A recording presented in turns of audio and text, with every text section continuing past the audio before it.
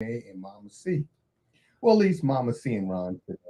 Like, she didn't still dealing with that. And we again want to extend thoughts and prayers to Roma and her family, and hopefully she'll be back with us next Thursday. Absolutely. So it's me and Mama C, and we have another thoughtful discussion for y'all today. Last week we talked about the incident down in Alabama on the boat dock, and about everybody I talked to, black person, expressed a sense of pride with what happened. We've reached that point of enough is Enough enough, is enough. It right? really is. Right, and that how dare they, right? After all we've been through, how dare they, how dare they do this right in front of us and expect to get away with it, and for that time in our history, the black community responded and responded with force. Oh, hello, come on. Oh yeah, Whip ass force. that's right. They sure did. Uh, But now you mentioned something, and it's very true. We responded in force when we saw this brother being attacked by a group of white men and women. Yet we don't respond with the same or equal force when it's us killing us. and not just us killing us, but us bringing a level of injustice into Mm-hmm. play when it comes to us. Mm-hmm. I was talking to my brother and who lives in New York last week, and he was very adamant that he's real. Now my brother, all of my siblings, we're all light skinned. To be honest, I'm the darker Mm-hmm. of all, and he was like, he still doesn't understand. When they say Black lives matter, Black and brown lives matter, but what about yellow lives? Mm-hmm. You know what I'm saying? How about the lighter skinned blacks? Do we not count? And I know that I've gone through some craziness with darker skinned people. I had a girlfriend, she used to call me albino, Mm-hmm. and there were other darker skinned folks who would call me high yellow. Right. Matter of fact, I wrote a book. My second or third book was entitled High Yellow, but a Black Woman Forevermore. It was a Right. poetic anthology of a spiritual journey. Mm-hmm. And that book just started to just blossom out of me after a black man I'd had a meeting with uh, referred to me as high yellow. And he's a pastor. Mm-hmm. I think he's a bishop now. And I'm like, I didn't get it. And I was telling, when I went home, I was laying on my couch and I was telling my brother about it. And he kind of explained some stuff to me because he kind of had more interaction in the South than I had at the time. And when he finished explaining it to me, I laid on my couch and cried all weekend. Mm-hmm. All weekend. I was hurt to the core because, you know, I'm a black woman, Mm-hmm. and I feel my blackness all the way to the core of my soul. So why should the complexion of my skin matter? It doesn't. Black is a state of mind. Yes, it is. Right. Yes, it It's is. not what's on the outside, right? The tone, the skin tone, is what's on the inside. Yeah. In fact, you have somebody like Rachel Dolezal, remember her? Yeah. Oh, Who absolutely. said, I am a black woman, Yeah. right? Who denied her white heritage or her European heritage to say that I am a black woman. I feel like a black woman. I perceive things through the lens of a black woman blackness. as much as she can, Right. right? Right. And she wants the world to see her as a black woman. So it's not just what's on the outside, it's what's on the inside. Oh, absolutely. I Mm-hmm. agree with you, and people thinking they have the right to label you or to condemn you or to decide who you are. We do that way too much, and that hurts It really does, And at this point in my life, it took me a long time to finally say, you know what, I don't give a damn. I don't need other people to try and define who I am as a black woman. Who I am must be defined by me.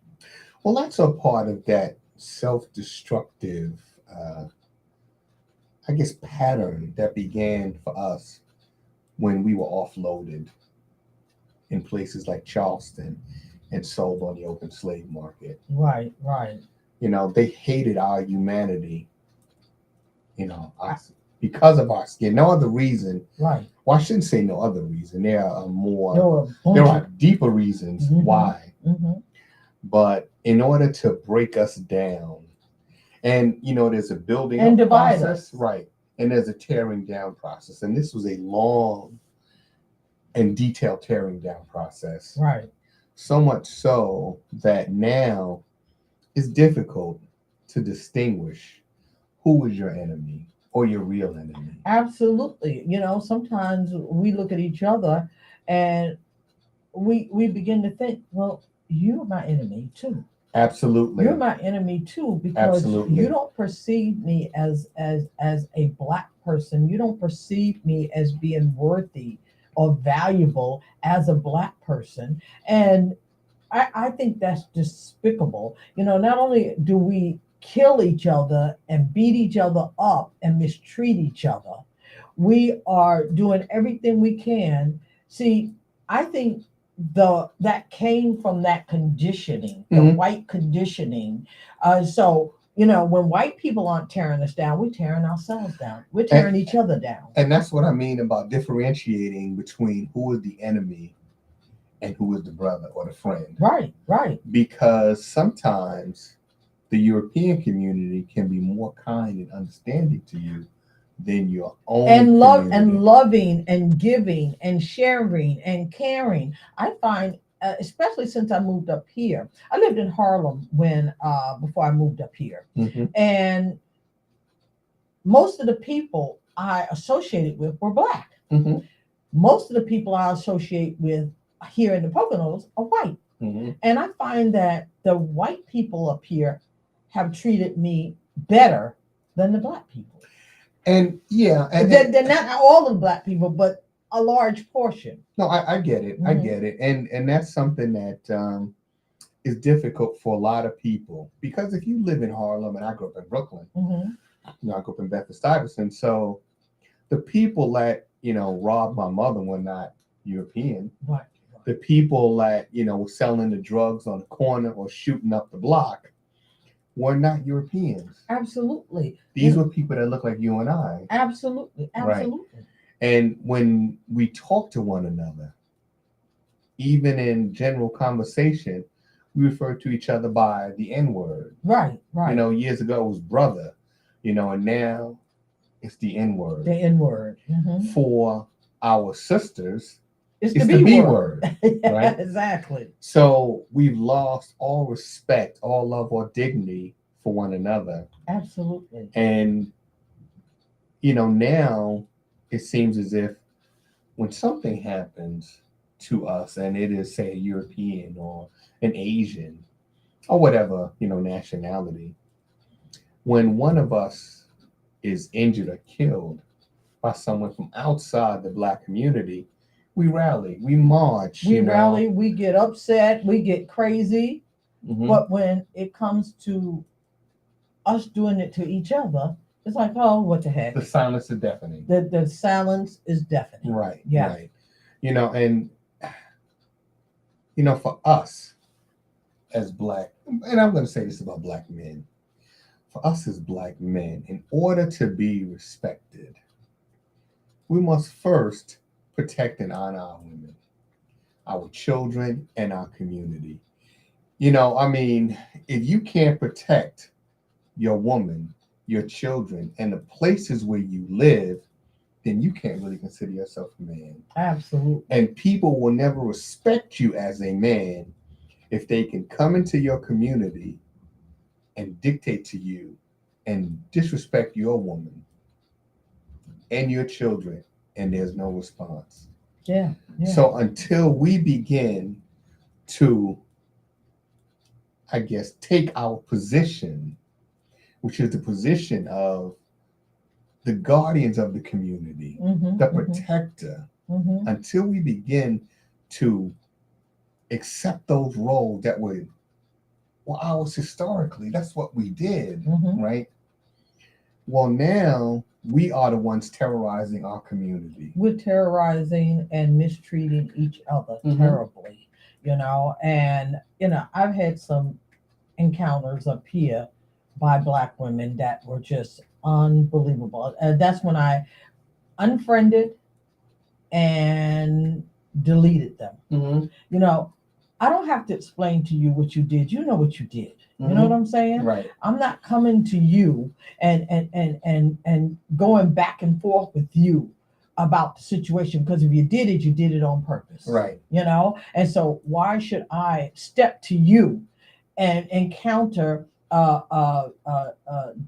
dissonant behavior in order to try and get you to respond differently? Mm-hmm. To me, it doesn't make any sense. I walk away from people like that. No, and you have to. It's unfortunate, but you have to. Oh, absolutely. And I hear young women who are looking for relationships. Like, you go on social media and you see women talking about the shortage of available black men, but they won't use the term men, right?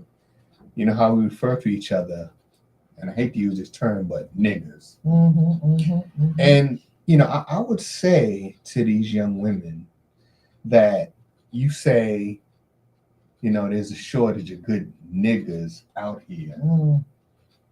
and you want to be treated with respect and honored and protected. I'm sorry, ladies, but niggas don't do that. Hello, sure don't. Niggas are not in the protection business. Niggas are not looking to build a community. Niggas are busy tearing it down. Absolutely. So I think that we need to look at ourselves, as men, as women, Mm-hmm. as descendants of the Most High. Absolutely. When we look at each other that way, we're less likely to hate one another and to be so quick to injure and kill one another. Absolutely, absolutely. And we injure and kill each other emotionally, physically, spiritually, sexually. And it's really sad, because that tears us down and tears us apart. It doesn't build us up, and it doesn't bring us together in unity. Mm-hmm. And until we start flipping the script on our mindset and begin to get rid of the old thoughts and the old behaviors, Mm-hmm. nothing's going to change for us. That's why so many of us, both male and female, are going to other races of people in order to connect on a romantic and a marital level. Mm-hmm. Yeah, or we're just dealing with same-sex relationships, Mm-hmm, right? mm-hmm. And for us, interesting statistic. In the 1960s, at the height of the civil rights movement, black people made up about 12% of the U.S. population. Now, of course, that's European statistics. We don't know exactly. Exactly. Well, I believe they've always wanted us to believe we were the minority. That's Mhm. why they always refer to us as a minority. But the reality is we are the majority. Yes, we are. Yeah. But, if you just gauge or use their statistics, 12% in the 60s. Well, here we are, 5 generations or so later, and we're still about 12% of the population. So what happened? You have to figure that, in the probably starting in the 40s, drugs found their way into the black community. Mm-hmm, It started out with heroin, mm-hmm. because you see so many of our great musicians, Billie Holiday, Charlie Bird Parker, and a host of others, got addicted to heroin. Right. By the time I was a teenager and into my early adulthood in the 80s, it was crack. Mm-hmm. Mm-hmm. And crack took out a whole generation. Oh, it took out a whole lot of us. You know, you got to figure the crack cocaine epidemic was in every major city in the United States. Yes, it was. Yes, it Then was. it found its way into rural America and was nearly in every town in America. It wasn't just a problem affecting black and brown people in the cities, it was everywhere. Mm-hmm. Mm-hmm. And that took out an entire generation. Just think the young men that were killed during the 80s and early 90s, these guys, were probably reaching sexual maturity. Yeah. Oh, These absolutely. guys in their teens and 20s. Right. Okay. So we have just depleted a third or so of our gene pool. Mm-hmm. Mm-hmm. Another third was locked up. So if, the Undertaker and the judge and the criminal justice system, they were having a field day during that time.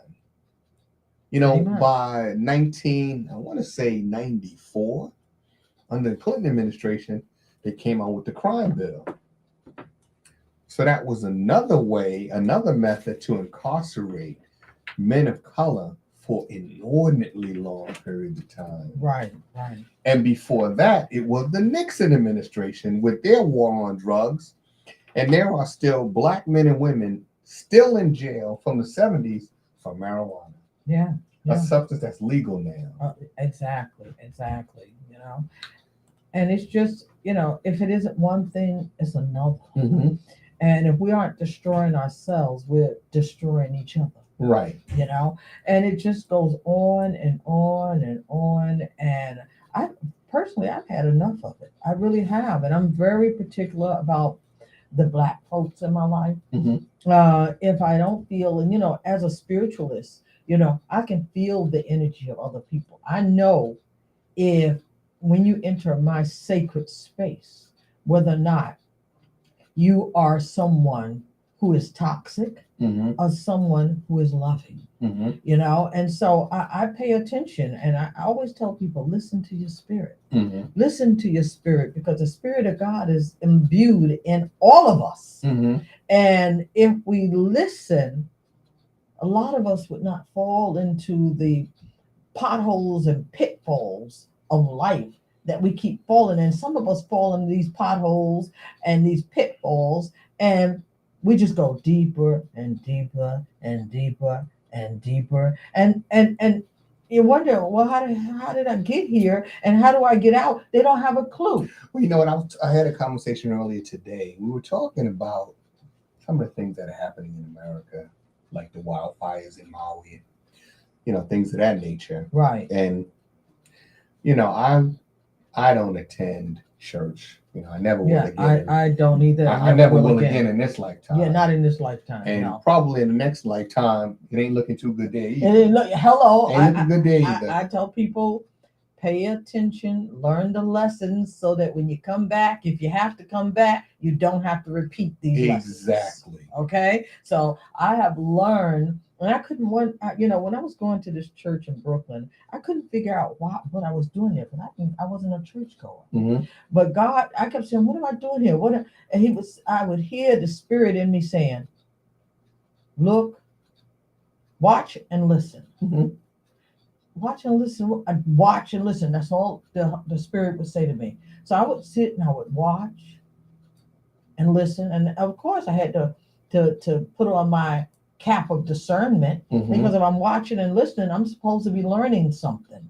And when I realized that most people were trapped in religion and had no understanding of how to grow spiritually, I'm like, let me get the heck out of here. Because what happens is people get trapped in that. And then a lot of people, they want to be accepted. So that's why a lot of people go to church. They want to be accepted. They want to get in and fit in and then be accepted.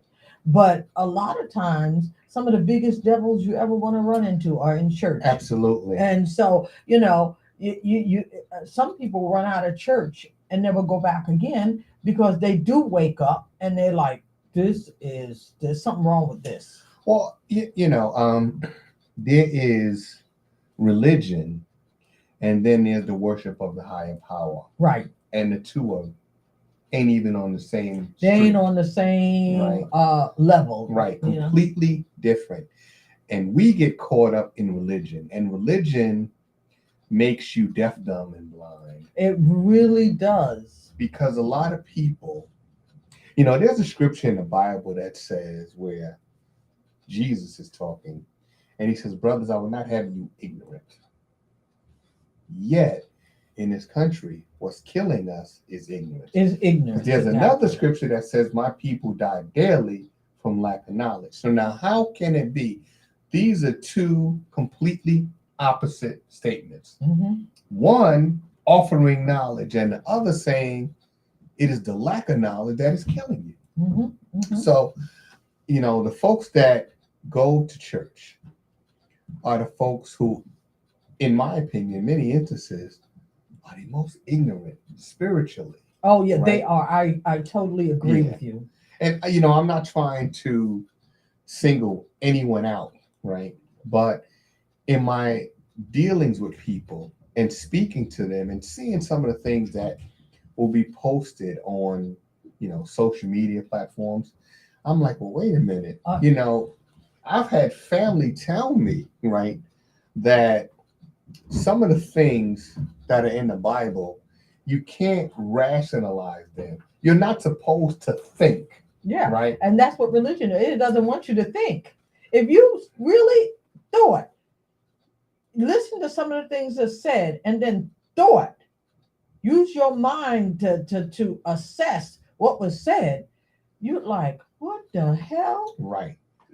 But people don't. They take everything at face value. If the pastor said it, it is the gospel. Right. Okay. And the pastor's job, for the most part, is to keep you asleep. Mm-hmm. Right? Absolutely. And, just being completely honest about it, we talk about the hatred we have one for another, Mhm. the lack of love and compassion for one another. I think one of the,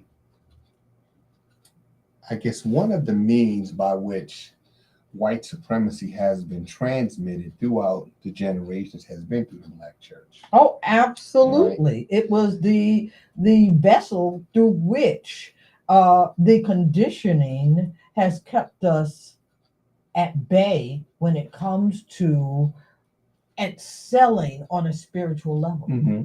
Yeah. And, so many of our leaders, and I have a great deal of respect for people like Dr. King and Malcolm X and so many from the 1960s. But, our response to acts of violence would be to turn the other cheek, would be not to fight back. You know what I mean? Within our nature, born into us, given us by the Creator, is the flight or fight mechanism. It is innate. And yet, nature itself will fight back to defend itself. But here we are saying, no, don't fight back. Take the blows. You take the blows, Right. get your butt whipped and then, come back for some more. Right. But I always tell people the turn the other cheek was not about turning this cheek. And if they hit you on this one, turn it. It was about turning those hind cheeks and getting the heck away from the craziness. That makes more sense. That makes a lot more sense. And when I read the Bible, and a lot of things that there's a lot of stuff in the Bible that makes absolutely no freaking sense.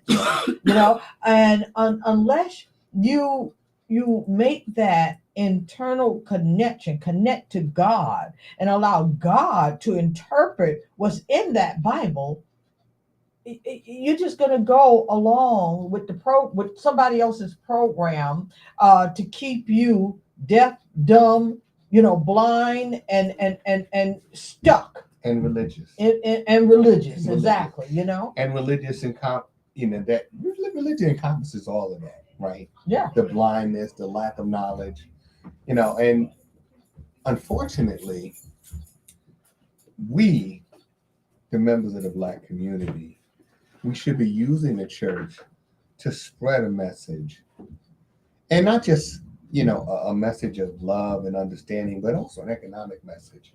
Absolutely. We should be saying, if you think about it, I remember in the early 70s, New York City was selling properties for like $1. I remember that. I remember. I had a friend who bought a brownstone for $1. The churches should have taken that money they collect on Sunday.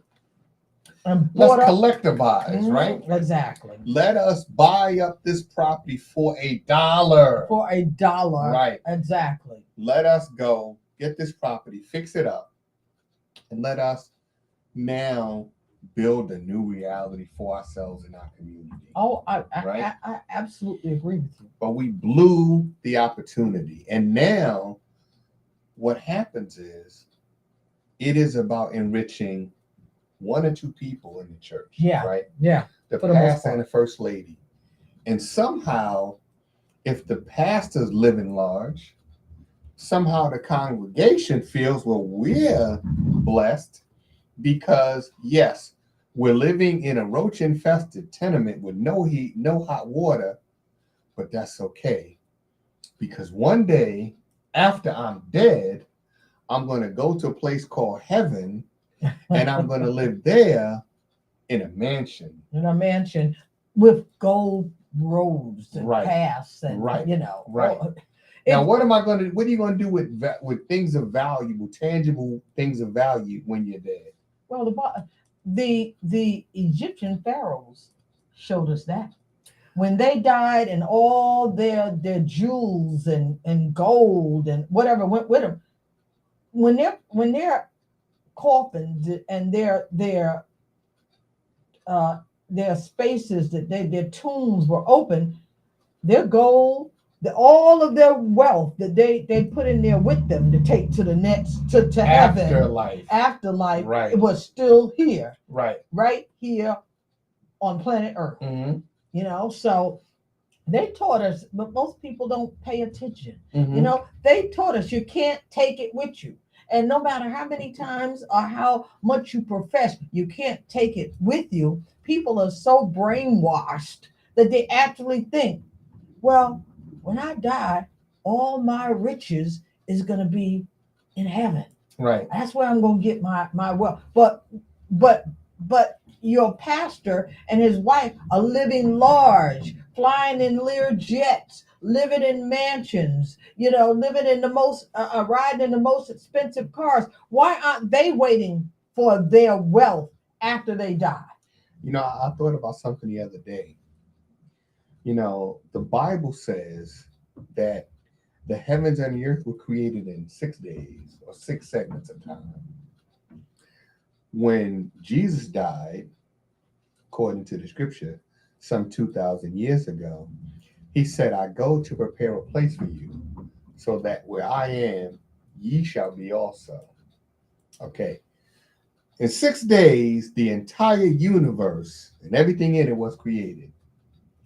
Jesus been gone 2,000 years and ain't finished construction yet. So now I'd like to know what's taking so long this time. I know building materials have gone up in 2,000 years, but where you at? Yeah, like, what's up? Right. What's up? People don't think, they don't use their mind that has been created by God to look at some of the things that they're being conditioned to believe. And so what's happening is they're not paying attention to being godly and loving of each other and understanding the power that comes from that love and the blessings that come from that love. Yeah. See, that's not what's taught. Of course not. So if it was, we would not have the condition that exists within the Black community. You're absolutely right. I saw a meme on Facebook today that talked about how black millionaires and billionaires, they're not helping others to become black millionaires and billionaires. What they're doing, in essence, if you read that and you understand, is they're literally forming a different kind of welfare system. So they give out money to different organizations who give to black people and keep them begging. You know, I need food, so I'll go to this organization. I need a place to live, so I got to go to social services. I need this and I need that. But there are a lot of people who have the ability to become black millionaires and billionaires, but they don't have the level of support that's essential to help them get there. Mhm. So, I mean, you got to look at the realities here. A lot of people are living what I call la la land. Mhm. They're on another planet altogether. Another space and time, and they're not looking at the here and the now and the importance of doing things that are essential for helping us all become wealthy and able to take care of ourselves and our families and each other. But that's part of the conditioning, right? Oh, Because absolutely. somebody posted something on Facebook, and it was a scripture where it says, "Slave, serve your master, right, as you would serve God." And I'm paraphrasing, and a lot of people responded by basically saying, "Well, yeah, you should do that because that is the programming. That's what we have been taught." Absolutely. And it was reinforced. Our grandparents taught our parents taught us. Hmm. Hmm. Well, for I guess our generation and the generations, after us, that cycle is being broken, right? Um, People are not attending church, the same regularity they did in the 60s, In 50s, the 60s, 50s and and 60s 70s. and 70s, right? People are, I've had pastors on the show who ask the questions, well, how do I get them back into the seats? How do I fill the pews?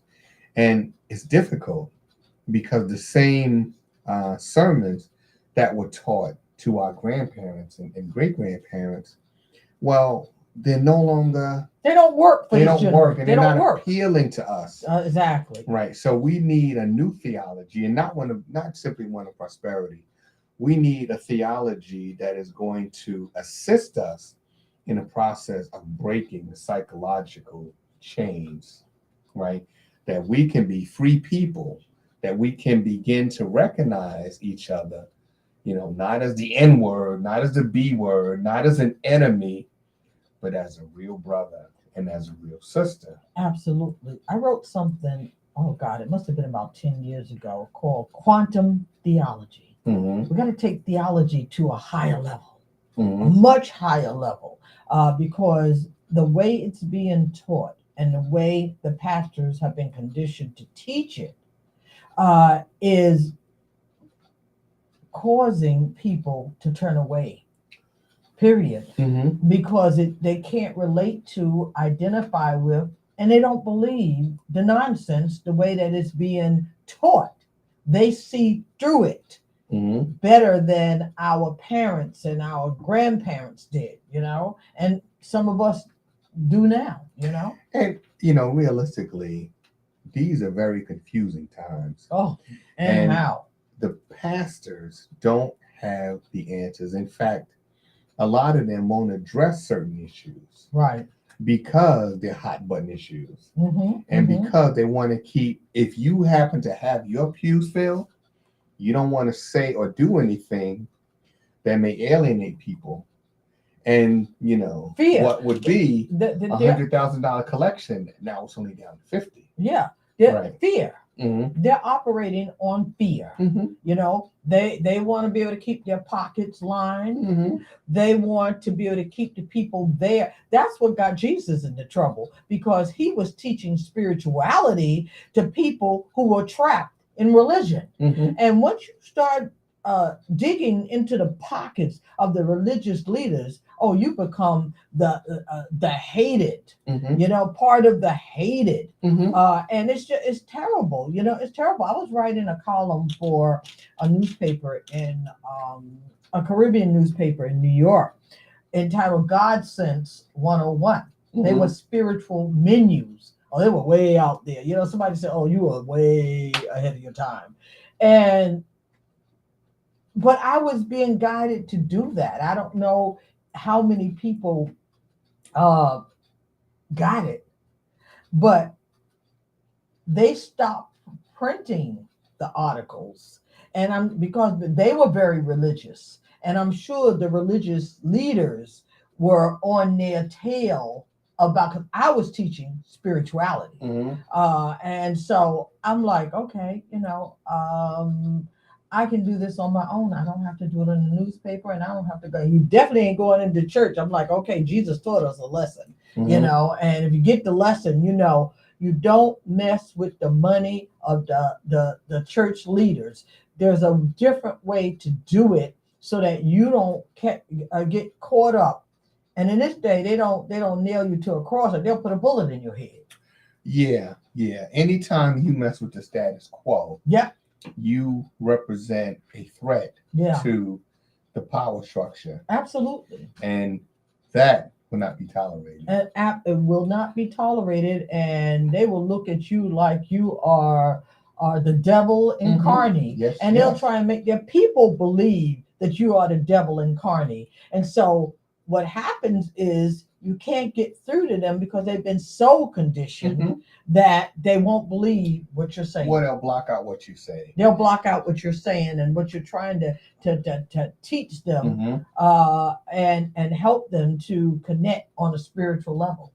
And when we talk about the reinforcing of these ideas, white supremacy and self-hatred and shame and all the other things that have afflicted the Black community. Right. I was watching a segment of Good Times a couple of weeks back, and a very poignant segment of Good Times. So in this particular episode, JJ had painted a picture he called Black Jesus, and took down the white Jesus off the wall and hung the Black Jesus up. And what had happened was, when he put the Black Jesus up on the wall, some good things began to happen. So they said, "Oh, Black Jesus, maybe this is what we needed," right? Well, shortly thereafter, some negative things started to happen. And the most poignant scene was when Florida took Black Jesus down. And put white Jesus back up on the wall and said, "You back up where you belong." Now, when this segment aired, it was probably 1974, 75. I think I remember that segment because I used to watch that show all the time.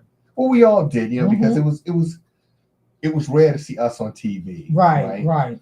So to see a depiction of Black life, we were all watching that. Right. But what was the subliminal message that Florida sent when she put white Jesus back up there and said, "This is where you belong"?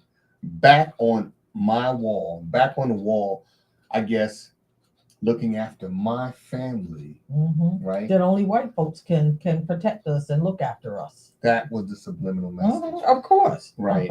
And it took us, I don't know, another 15 years or so, maybe even more, before we saw a Black family, in a positive light with the Cosby Show. With the Cosby Show. Right. Bill Cosby played a doctor, his wife played an attorney. Right. They lived in a nice beautiful home. Right. Yeah. Their children were well educated. There was none of the negative stereotypes on the show. Right. But in the 70s, right, what we had was those stereotypical roles. If you watch the movies, drug dealers, pimps, thugs, right, menial jobs, we glorified the negativity. Right. you know. Um, and here we are, 50 years later, still glorifying the negativity. Oh, absolutely, because we've been so ingrained Hmm. deeply with the negativity that it's part of our DNA. Hmm. It has seeped Unfortunately, into our DNA. so much so that the drug dealer gets more respect now than the hardworking man who goes out there every day. I mean, the drug dealer and the rapper probably get just as well, they get more respect than the Oh, preacher, than the teacher, the cop, anybody absolutely. in the community. These two, the drug dealers and the rappers, get all the respect, all the attention. They have the ear of young black men Yeah, and because black women. they have the money, the shmoney, Hmm. okay, and they're thinking that they have to be either a drug dealer or a preacher in order to be successful, Or an athlete or a or an rapper. athlete or a rapper. Hmm. Exactly. So it's sad to watch it in action, and to know that our people have not yet cleansed themselves of the craziness that has kept us so stagnant and stifled for eons, for But you know what? years. You know what I think that is? Because we don't realize it's crazy. Yeah, we don't realize it's And I craziness. think in Exactly. this country, right, we do not realize that it's crazy. Yeah. And I said this earlier. So right now, former President Trump is under indictment in New York, Mm-hmm. in DC, Mm-hmm. in Georgia, in Florida, and now in Mm-hmm. Georgia. Mm-hmm. President Trump, because of the indictments, could not become a police officer. Mm-hmm. Because the background check is going to say, hey, dude, you got 91 indictments. Mm-hmm. Mm-hmm. Hello. Disqualified. Disqualified. Former President Trump could not join the military. You try to join the military, background check shows 91 indictments. Hey, dude, Mm-hmm. can't have you in the army or any branch of the service with these, charges hanging over your head. Absolutely. But I read this week that Yeah, he but think about disqualified it. himself from ever being able to go into the White House again. Yeah, but here's the thing, right? There are people in this country Oh, that want him to be president again, to be in charge of a military that he couldn't even join. that he couldn't even join. Right. How And we crazy think is that? and they think that makes perfect sense. Which it shows you how crazy they are. But you know what? That is the problem. One of the problems in this country. So we can't differentiate anymore between the lines between right and wrong have been blurred. Have been blurred. I mean, So we severely don't so. know. For our younger generation, they don't understand. They don't got a know. clue. They don't have a They clue. grew up in a world where there's one person who's called they and them. There are unisex bathrooms, right? There are people who say that they were biologically born men, but they're now women. Mm-hmm. And vice versa. And Yeah. vice versa, Mhm. right? So they grew up in this world and they're like, okay, well, this is just normal. This is the norm. This is the norm. Right. Is it normal? Well, Or are they being told that this is normal behavior? And look, I can't speak for everybody, but for those of us of African ancestry, African origin, was that how we conducted ourselves before we came to or were brought to the Americas? well, I don't know. We don't. I would say no, Mm-hmm. but none of us know for sure. Well, there's no historical records. There's no historical records that we can refer to. Mm-hmm. So we have to assume certain things, but that doesn't mean our assuming is correct. Right. But I just don't, because there is a lack of evidence to suggest that these are things that or behaviors that we engaged in prior to being brought here, I just have a hard time believing it. Right? I think that, well, I know in this country we have lost our way, and we're so desperate to find our way back to something that we will allow almost anyone to lead us. And I'm not just talking about, former President Trump. He's just one example. A few months back, we were talking about Bishop Whitehead from Brooklyn. He was the pastor who said he was robbed of $1 million in jewelry during his church service on a Sunday.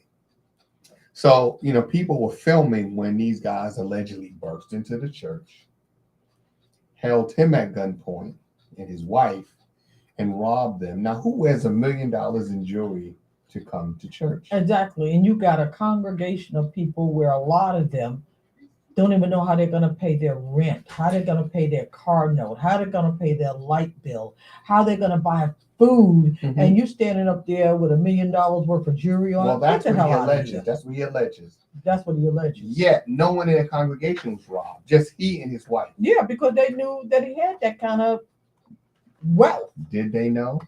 Or was this whole thing staged? Well, it could have been too. Yeah. Because he's currently under investigation and I believe under indictment now. Well, but he was the leader of a church, a bishop who's supposed to be over a jurisdiction, several churches, right? So we're so desperate for leadership. There's such a dearth of leadership in this country that pretty much anybody who appears to be charismatic and somewhat knowledgeable can lead people and lead them to what? Even people that are psychopaths. Yeah. Charles Manson had a whole group he called his family. And this dude was a complete sociopath. And what about the one that led all these people? Jim Jones, down to Guyana? Guyana. Yes. And had them drink poisoned Kool-Aid. Yeah. Are you freaking kidding me? But that's just it. There is such a dearth of leadership. Absolutely. That if somebody comes along and says the right thing, our minds have been so bent out of shape that if it sounds good, we will follow you. Exactly. Adolf Hitler, right? Yeah. Was a sociopath. And yet he led the German people to destruction. I think he was a daggone psychopath, period. Well, listen. He had a combination of both that thing. Who the hell orders the killing? On top of that, he was half Jewish. He did have some Jewish ancestry. Yeah. Right? So, in other words, he hated himself. He did. He hated himself. He did. I mean, who in their right mind kills all of these human beings? And in the methods that he did it, it was macabre. It was crazy. It was absolutely inhumane. But you know something?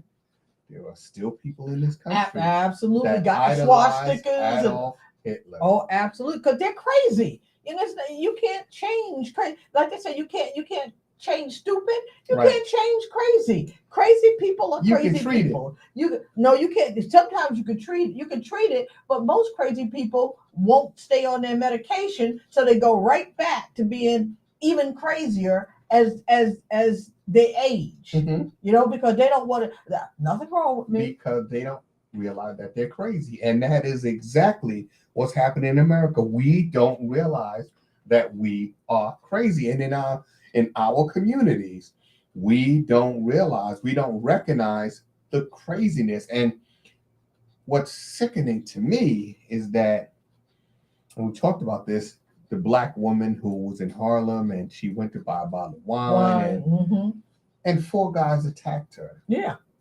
And people in their craziness, rather than rendering aid, pulled out their phones and started taking filming. And they thought it was funny. It's like, what the? This is some kind of a joke, right? This woman is being savagely attacked, and we think it's funny.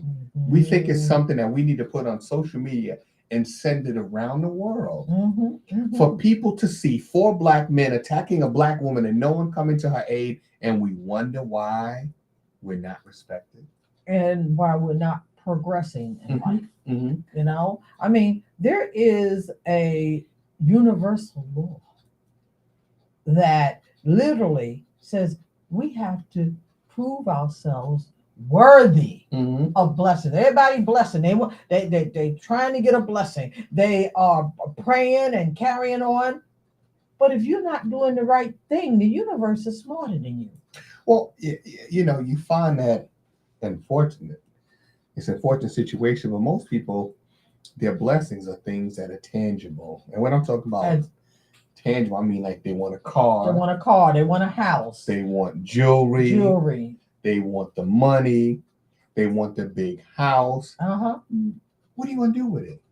Exactly. And it is known that most people who win large amounts of money in the lottery Go in 2 broke. years go broke. Go broke. They go Right. broke.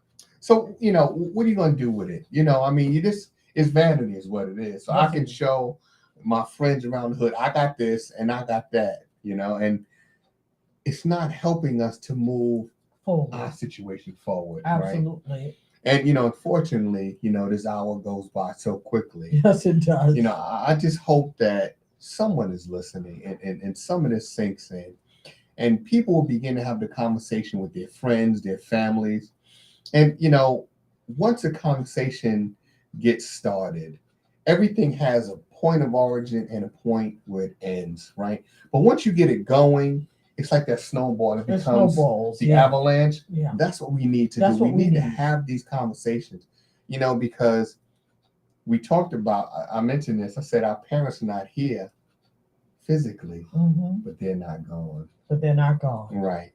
And in order to wake each other up, we appear dead, but we're just on life support. We're just on life support. Right. Exactly. We can be revived, but it's going to take a lot of conversations like this. Absolutely. So, Mama C, I thank you for coming and joining us today. You're welcome. And I'm just going to say this: Mama C's going to be with us every Thursday. Oh, you know what? He insists I'm gonna be here every Thursday. We already put that out there in the universe. Insists that I'm gonna be here. Yeah, every Mama C Thursday. is now part of a permanent part of the family. So we're going to be back with y'all next Thursday, and hopefully Roman A will be able to join us. Oh, absolutely. Yeah. So. But until then, y'all have a blessed Thursday and have a good weekend, and we'll see you again Absolutely next week.